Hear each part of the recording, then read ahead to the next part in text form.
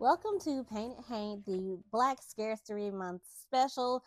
This is episode 1, and we are going to start with the very creepy stories out of Egypt. So we're going to start with the northwestern country, and kind of jump around. That's going to be the plan for this Black Scarcity Month. But let's get into it. So the first place we're going to talk about is the Valley of the Kings. So the Valley of the Kings sits just west of the Nile River, and it's part of the ancient city of Thebes. So it's the burial site for most all pharaohs from the 18th, 19th, and 20th dynasties, and it's like a who's who. Like everybody is buried there. So you have Ramses I think it's the 10th. You also have Tutmos the First. He's buried there as well. And these are just 2 of the 63 tombs that we know of in this valley. So the tombs are built to conceal the interred's riches. And they were also built in a valley very far from civilization. They're sunk deep into the mountain even. So they're making sure you don't get in there. Like, will be robbers. They were making sure, like, nobody was going to get in there. And if you did get in there, then you would run the risk of falling down a very deep shaft. These tombs are literally like something out of the Mummy. Wow. I mean, it's crazy. And yeah, I did watch The Mummy, the 1990s version, while I was researching and looking at the pictures in comparison to the sets for that film. It's like, girl, stop. It's insane. So the tombs consist of descending corridors decorated with funerary texts meant to help the deceased along in their journey. And they're only interrupted by those deep shafts that I mentioned earlier, that you could fall down and literally never be found. Theoretically, I believe that was 1000% the purpose, is that you were never to be found. Like, your thief friends would not know where you went. At the end of these corridors sat the burial chamber, and this consisted of a stone sarcophagus surrounded by the interred's belongings, because Egyptian religion held that these belongings were used in the afterlife. And they took everything with them, including contraception. Yeah, one of these tombs contained a condom, an early version of a condom. And that really, when I found that out, I was like, wow. That's they was gonna get down in the afterlife too. Like, the afterlife is just the second part of this life, is the way I understood it through the ancient Egyptians' eyes. So yeah, they took everything with them. However, these tombs will be cleared out during antiquity, which is basically Greek and Roman era, despite the precautions taken to deter robbers. And the only tomb that was kept intact was King Tut's tomb, which, y'all, later on in the series, well, not this series, but like later on, we are going to discuss King Tut and the curse of King Tut. I know people are like, it's BS, it's coincidence. No, they caught it. They caught them hands. But yeah, this is the only tomb that would be intact. As you know, it was discovered by Howard Carter, full of everything that they would have, that King Tut would have wanted with him in the afterlife. So the ghost is once again very much like the movie The Mummy. Like, it gives that vibe. So let's get into it. So the stories that I collected, or rather the stories and feelings that I collected came from the night watchmen of the valley. So the night watchmen have the most stories since they're there at night. I mean, you also have tourists who say like this place is just freaking creepy. I think because at the end of the day it is a tomb, but the night watchmen are the ones with the stories that are like, yikes.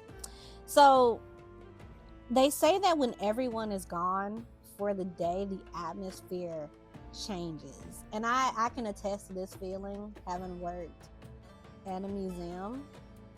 I discussed this in one of my other videos, but when I worked at Margaret Mitchell House, once everybody was gone for the day and the museum sort of settled, the way I described it to my nephew and my mom is that it feels like the museum no longer belongs to the public, and it belongs to, in my case, Margaret Mitchell. And I think the same goes for the tombs. So they said the atmosphere changes once the sun goes down and everybody's gone. They claim to hear horses galloping in the distance, along with the sound of a chariot or chariots. Inside the tombs, they claim to be followed by an unseen presence. And you never see this presence, you always hear it. Obviously, it's presence. You always hear it through footsteps. And you know, when I was reading and researching this, I was like, okay, well maybe it's an echo, but no, they're like, no. It's like my footsteps and then somebody else's footsteps behind me. So it's not like an echo. They also have seen shadowy figures in the tombs at night. And you can't really tell who the figure is. It's like you know how they say when you see a ghost is out the corner of your eye, it's kind of that feeling. So you can't really get a full like bead on who that is. And my guess is that it's either a robber who was in there, the ghost of a robber who was in there who, you know, fell down a shaft, or maybe it's the spirit of the dead person themselves. Maybe they aren't enjoying the afterlife like they thought they would. Now, one of the ghosts that inhabits the valley is King Tut himself. So not only is he throwing curses, he is hanging around. So a little bit about King Tut. So his full name was King Tutankhamun, and he's called the Boy King because he started ruling at a very young age. He was 3rd, 4th grade age, so 8-9 years old when he started ruling. But he did have someone to rule alongside him, so he just wasn't like, 8-9 years old sitting on the throne. He ruled from 1332 to 1323 BC, and his father is Akhenaten, who is another ghost we'll discuss. So King Tut dies at a very young age. He's 18, 19 years old. And that's another video we got to discuss, another subject. So supposedly, people think he was murdered because they found, and I saw this on Nat Geo, and I was like, what? I really should have covered this. But they said that they found skull fractures, and they don't know if that was because of the handling of the body, or if someone knocked him in the head. They also found a broken femur, or I think it was a femur, which I think they said is the original cause of his death. So yeah, there's a lot of suspicions surrounding what happened to King Tut. But he haunts the Valley of the Kings, and he is said to be seen riding his chariot, which is pulled by, wait for it, a team of fiery horses. What?